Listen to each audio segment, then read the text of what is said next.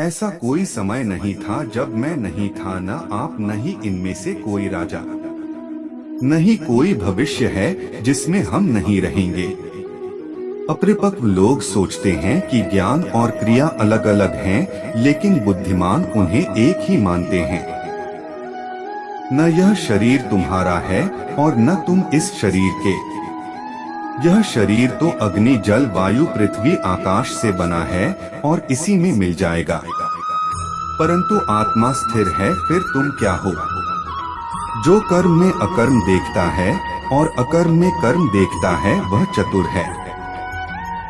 जो पहले विष जैसा लगता है लेकिन अंत में अमृत जैसा स्वाद लेता है, यह सत्य का आनंद है जो स्वयं के साथ शांति से पैदा हुआ है।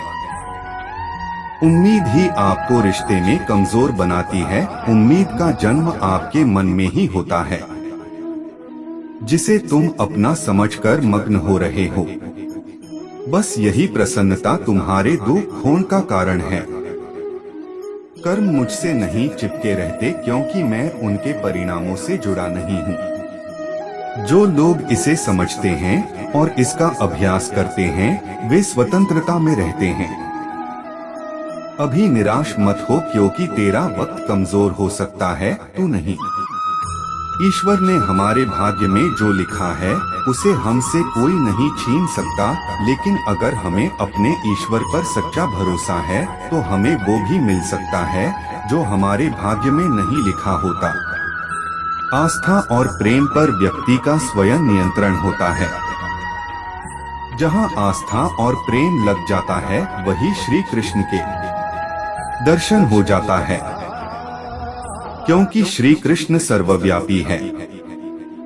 प्रेम और आस्था दोनों पर किसी का जोर नहीं, यह मन जहाँ लग जाए वही ईश्वर नजर आता है। एक दूसरे से बात करने को सोचते हैं, एक दूसरे के होकर भी मिलन की संभावना नहीं है।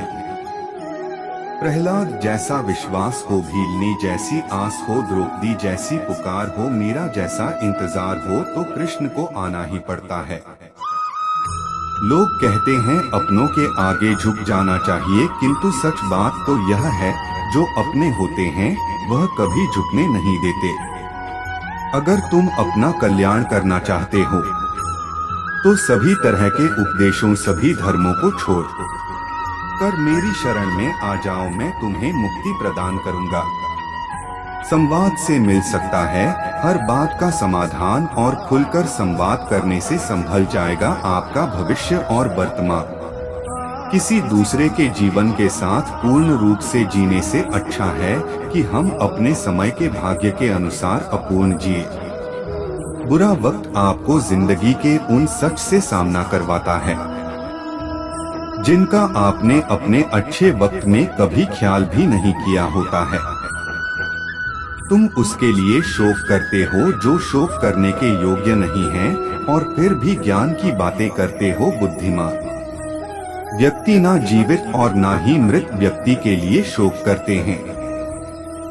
जब जिंदगी में बुरा समय आए तब समझ लेना कि अच्छे कर्म का समय आ गया है।